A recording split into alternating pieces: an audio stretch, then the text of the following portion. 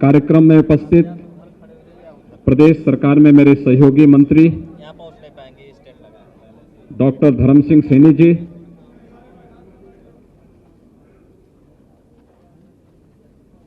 पिछड़ा वर्ग आयोग के अध्यक्ष श्री यशवंत सैनी जी, माननीय सांसद श्री रविंद्र कुशवाहा जी, माननीय सांसद डॉक्टर संघमित्रा मौर्य जी, माननीय विधायकगण श्री बहोरन लाल मौर्य जी, सुशील साक्य जी, राम रतन कुशवाहा जी, विक्रमादित्य मौर्य जी, अनिल मौर्य जी, विक्रम सैनी जी, डॉक्टर कमलेश सैनी जी, श्रीमती स्वस्मिता मौर्य जी, ममतेश साक्य जी, जिला पंचायत के अध्यक्ष श्रीमती पूनम मौर्य जी, प्रिया साक्य जी, आज के इस कार्यक्रम में उपस्थित भारतीय जनता पार्टी के प्रदेश महामंत्री श्री अमरपाल मौर्य जी, जयप्रकाश कुशवाहा जी, प्रवीण कुशवाहा जी, रुपेंद्र सैनी जी, हरीश साक्य जी, इस पूरे अभियान के प्रमुख प्रदेश महामंत्री श्रीमती प्रियंका रावत जी,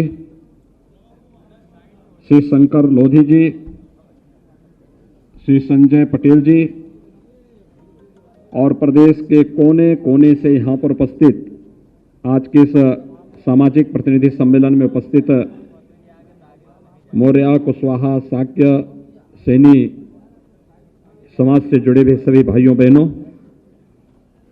प्रदेश की राजधानी लखनऊ में मैं आप सबका हृदय से स्वागत करता हूं, अभिनंदन करता हूं।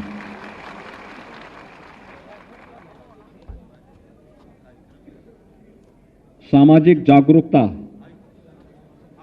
जब भी किसी समाज में आती है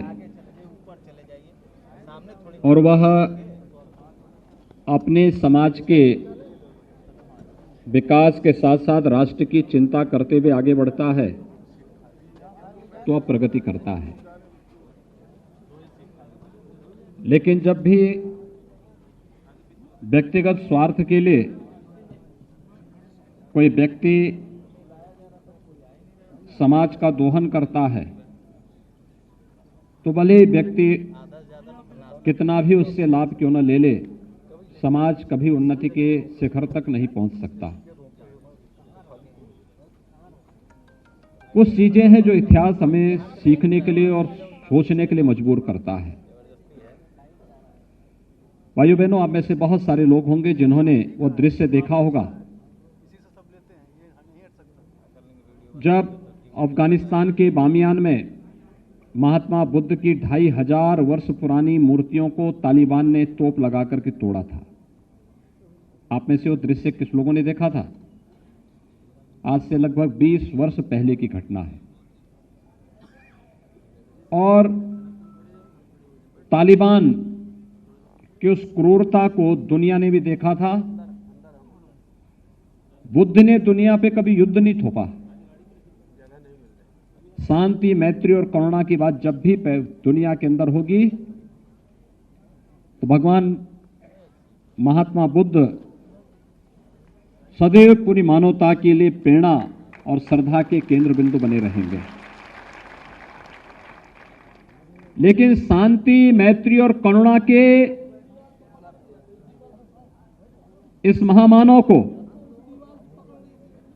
उनकी मूर्तियों को तालिबान ने कैसे तोड़ा था, यह दृश्य भारतवासियों को कभी भी विस्मृत नहीं करना चाहिए और दुनिया में शांति और सौहार्द के पक्षधर किसी भी व्यक्ति को कभी नहीं भूलना चाहिए। क्योंकि बुद्ध ने तो करुणा की बात की, मैत्री की बात की, शांति की बात की। बुद्ध की प्रतिमा को तोड़ने का मतलब शांति को तोड़ना, भंग करना, दुनिया के अंदर आपसी सौहार्द को नष्ट करना और हम लोगों ने तब भी मैंने 1999 में इस बात को कहा था, कि इन्होंने महात्मा बुद्ध को इसके माध्यम से भारत की आत्मा को ठेस पहुंचाने का कार्य किया था। एक दिन इनकी बड़ी दुर्गति होगी जिन्होंने महात्मा बुद्ध की मूर्ति को तोड़ा है। और भाइयों बहनों, आपने देखा होगा उसके कुछ ही दिनों के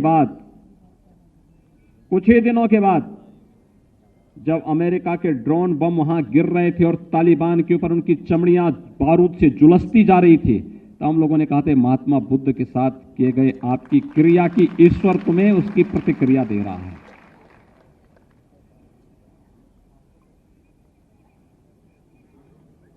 आप मुझे बताइए, भारत का राष्ट्रीय चिन्ह क्या है?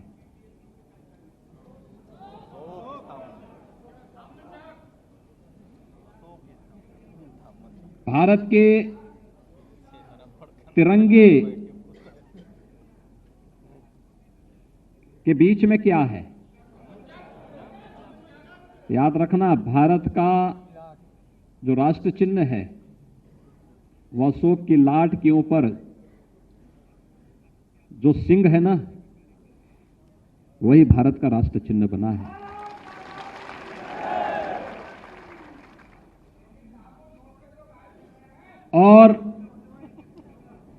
और भारत के आन मान और शान के प्रतीक तिरंगा में बीच में जो मणि है वह धर्म चक्र है। धर्म चक्र प्रवर्तनाय की प्रेरणा, ये दोनों की प्रेरणा कौन देता है? अशोक। भारत का स्वर्ण युग कौन सा था? चंद्रगुप्त मौर्य का था। भारत की सीमाएं कहां से कहां तक फैली थी मालूम है? आज जो पाकिस्तान है, बांग्लादेश है और भी उससे विस्तृत जो भूभाग था, यह भारत का हिस्सा था। विस्तृत भूभाग यह भारत का हिस्सा हुआ करता था। लेकिन समय के अनुरूप हम अपनी एकता को बनाए नहीं रख पाए और जाने अनजाने में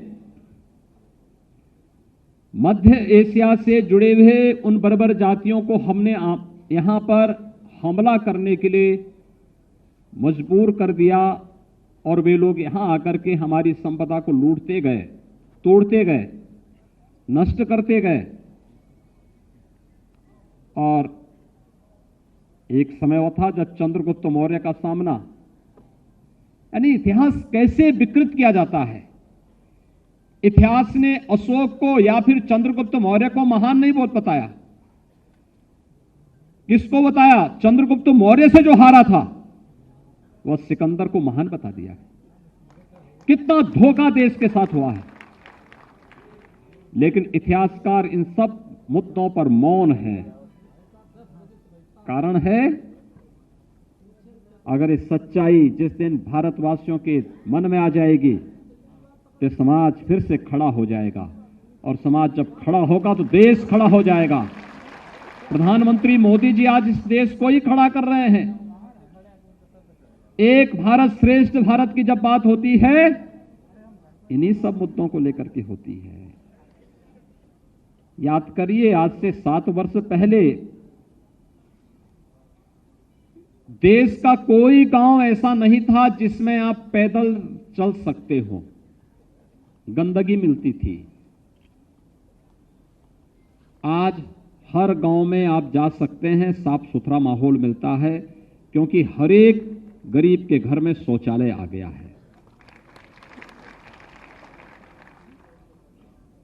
2014 के पहले आवास योजना का लाभ चेहरा देख करके मिलता था। सत्ताधारी दल के हैं तो मिलेगा, नहीं तो नहीं मिलेगा।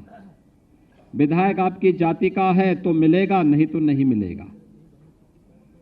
आज तो देश के अंदर 10 करोड़ लोगों को आवास मिल गए। 10 करोड़ लोगों को, 10 करोड़।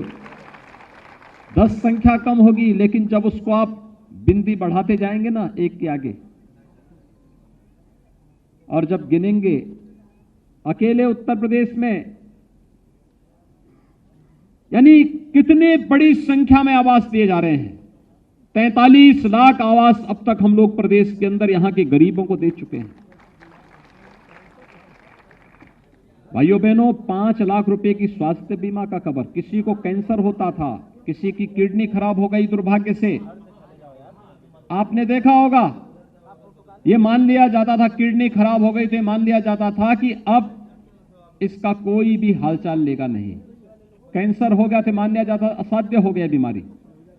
लेकिन भाइयों बहनों, आज आपने देखा होगा, आयुष्मान भारत के अंदर और मुख्यमंत्री जन स्वास्थ्य सुरक्षा योजना के अंतर्गत, जन आरोग्य योजना के अंतर्गत हर एक व्यक्ति के लिए 5 लाख रुपए सालाना स्वास्थ्य बीमा का कवर तैयार है। लाखों लोग, करोड़ों लोग देश के अंदर इस सुविधा का लाभ ले रहे हैं। ये सुविधा पहले भी दी जा सकती थी। और 2 चीजें साफ हैं, वर्तमान में कोरोना महामारी का सामना पूरी दुनिया कर रही है। महामारी या बीमारी किसी को चेहरा देख करके नहीं आती है। जो उसकी चपेटे में आएगा वो उसका शिकार हो जाएगा। इससे पहले यही हुआ। कहते हैं जब देश के अंदर प्लेग आया था पहली बार 100 साल पहले, 2.5 करोड़ लोग मरे थे। 2.5 करोड़ लोग मरे थे, और 2.5 करोड़ सब बीमारी से मरे थे ऐसा नहीं। इसमें से एक बड़ी संख्या वो थी जो भूख से मरी थी, क्योंकि लोग अस्त व्यस्त हो गए, सब कुछ भाग गए, लोग जहां था छोड़ करके गांव के गांव सफाए हो गए। लेकिन कोरोना महामारी में उससे ज्यादा तीव्र महामारी थी। और कोरोना महामारी में आपने देखा होगा, टेस्ट फ्री, उपचार फ्री, राशन फ्री, और राशन फ्री के साथ साथ मुफ्त में टीका, यानी फ्री में वैक्सीन, सबको वैक्सीन फ्री, ये प्रधानमंत्री मोदी जी ने दिया। पहले दवा के बहाव में लोग मरते थे और फिर भूख से मौतें होती थी। आज भूख से भी मौत नहीं हुई, और लोगों को फ्री में उपचार की व्यवस्था भी केंद्र की सरकार ने और प्रदेश की सरकार ने पूरी मजबूती के साथ उपलब्ध करवाया। अमेरिका का हेल्थ इंफ्रास्ट्रक्चर हमसे अच्छा है, लेकिन भाइयों बहनों, वहां से बेहतर कोरोना प्रबंधन भारत का है, और उसमें भी उत्तर प्रदेश का सबसे अच्छा है।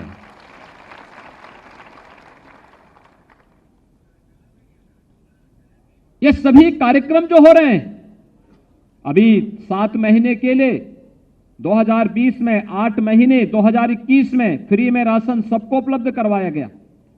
यहां पे कितने लोगों ने वैक्सीन लगाया है? वाह भाई, बहुत संख्यक आप सभी लोगों ने कहा। मैं सबका अभिनंदन करता हूं आपका। आपसे मैं आग्रह करूंगा कि जिन लोगों ने वैक्सीन नहीं लगाया उनको वैक्सीन लगाने के लिए प्रेरित करेंगे प्रेरित। ये हमारा राष्ट्रीय कार्य है, नेशनल मिशन है, और इस राष्ट्रीय कार्य में हम सबकी सहभागिता होनी चाहिए। यह केवल शासन प्रशासन का दायित्व नहीं है, हर नागरिक की, हर जिम्मेदार नागरिक की जिम्मेदारी बनती है। मेरा देश रोग से मुक्त हो, मेरा देश भूखमरी से मुक्त हो। प्रधानमंत्री मोदी जी ने 15 महीनों तक फ्री में राशन दिया, होली से लेकर दीपावली तक फ्री में राशन, और सरकार ने तय किया है कि दीपावली से लेकर होली तक फिर हम लोग फ्री में राशन देंगे। इस राशन में खाद्यान्न तो देंगे ही देंगे।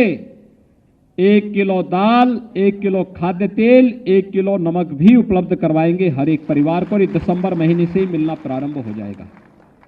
इस प्रकार का कार्य पहले कभी नहीं होता हुआ देखा होगा आपने। सरकारें आई होंगी, घोषणाएं करती रही होंगी, बड़ी बड़ी घोषणाएं करती रही होंगी किसी ने गरीबी के नाम पर, किसी ने जाति के नाम पर, किसी ने क्षेत्र के नाम पर, किसी ने भाषा के नाम पर, किसी ने किसी अन्य नाम के नाम पर तमाम लोग हमने नारे दिए होंगे। लेकिन भाइयों बहनों, हम सबको इस बारे में देखना होगा, भारतीय जनता पार्टी ने जो कहा सो करके दिखाया है। जो कहा सो करके दिखाया। कोई इस मामले में इफ वट नहीं लगता है। जो कहा सो करके दिखाया। हमने कहा कश्मीर से धारा 370 हटाएंगे, हटा दिया गया, एक झटके से हटा दिया गया। भारतीय जनता पार्टी ने 2017 में कहा था कि संवैधानिक दायरे में रह करके अयोध्या की समस्या का समाधान करेंगे। अयोध्या में भगवान राम का भव्य मंदिर के निर्माण का कार्य आगे बढ़ गया है।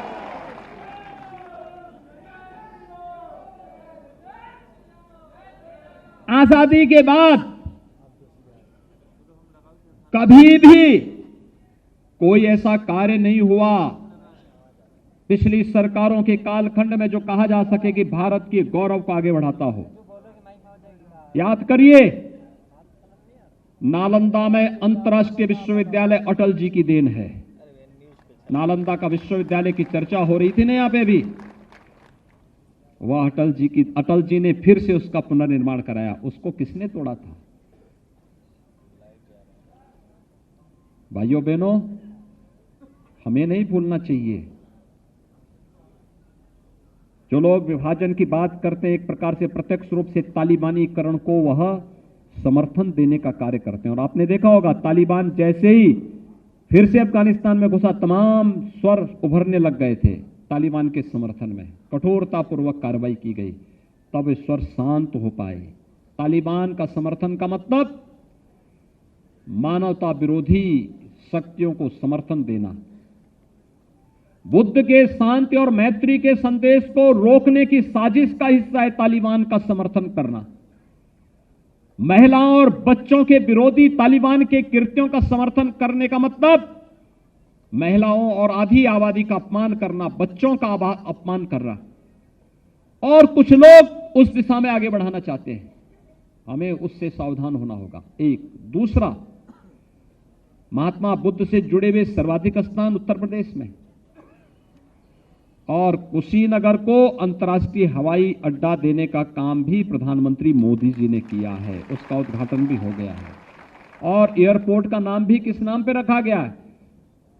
महात्मा बुद्ध के नाम पर, भगवान बुद्ध अंतर्राष्ट्रीय हवाई अड्डा।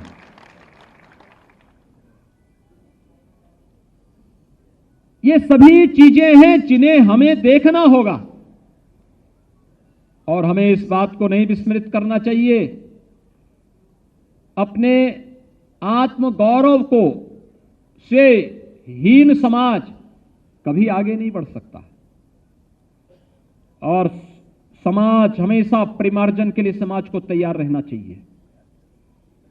समाज विकास के पथ पर अग्रसर बढ़े, लेकिन अगर कोई विकृति आ रही है, इससे समाज के विकास में बाधा बनती है, तो हम लोगों को लगातार उस दिशा में प्रयास करना चाहिए। आज के इस अवसर पर मुझे प्रसन्नता है कि पश्चिम से भी यहां कार्यकर्ता यहां मौजूद हुए हैं। समाज से जुड़े हुए लोग पश्चिम से भी आए हैं, पूरब से भी आए हैं, काशी क्षेत्र से भी आए हैं, मध्य क्षेत्र से भी आए हैं और बुंदेलखंड से भी आए हैं।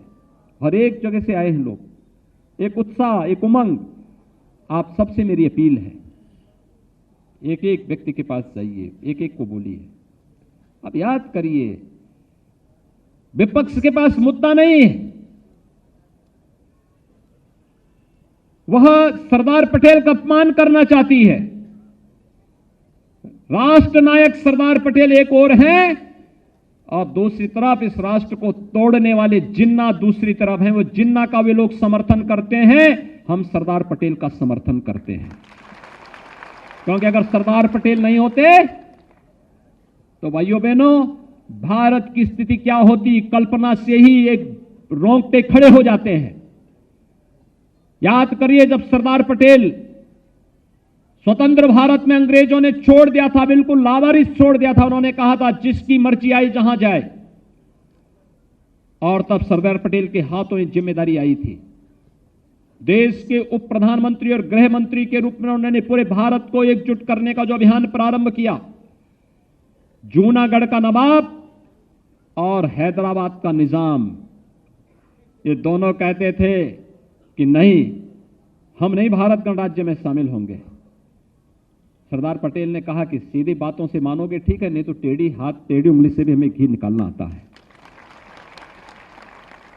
और जूनागढ़ का नवाब तो अपने पालतू कुतिया को लेकर के भाग खड़ा हुआ पाकिस्तान जाकर के, अपने बीवी बच्चों को छोड़ गया यहीं पे। और हैदराबाद का निजाम भी बहुत अकड़ रहा था। आप आश्चर्य करेंगे, उस समय के प्रधानमंत्री जब हैदराबाद गए थे तो निजाम मिलने नहीं आया। तब सरदार पटेल स्वयं गए। उन्होंने कहा कि भाई देखो, हैदराबाद रियासत का विलय भारत गणराज्य में हो गया है, आप अब सत्ता छोड़ दीजिए, और अगर सीधी बातों से नहीं करोगे तो हमें सैन्य कार्रवाई करनी पड़ेगी। वह भी नतमस्तक हो गया। भाइयों बहनों, सरदार पटेल भारत के राष्ट्र नायक हैं और जिन्ना सदैव भारत के लिए खलनायक ही रहेंगे। जो लोग खलनायक का सम्मान कर रहे हैं, क्या आप उसका समर्थन करेंगे? क्या जनता को बताएंगे? सरदार पटेल राष्ट्र नायक हैं, चंद्रगुप्त मौर्य राष्ट्र नायक हैं, अशोक महान हैं, महात्मा बुद्ध दुनिया के अंदर सदैव शांति, मैत्री और करुणा के रूप में पूजे जाते रहेंगे। लेकिन जो लोग आज जिन्ना का समर्थन कर रहे हैं, एक प्रकार से तालिबान का समर्थन भी कर रहे हैं। तालिबान के समर्थन में नारेबाजी तो वहीं से शुरू हुई थी ना, तालिबान के समर्थन में इन्होंने ही वक्तव्य दिए थे ना। इसलिए भाइयों बहनों, हमें इन सब बातों को समझने का प्रयास करना चाहिए। आप यहां पर तमाम अपनी इतनी दूरी तय करके यहां पर आए हैं, आप सबका मैं प्रदेश की राजधानी लखनऊ में हृदय से अभिनंदन करता हूं और आप सबसे अपील करूंगा, केंद्र और प्रदेश सरकार की योजनाओं को अपने साथ जोड़िए।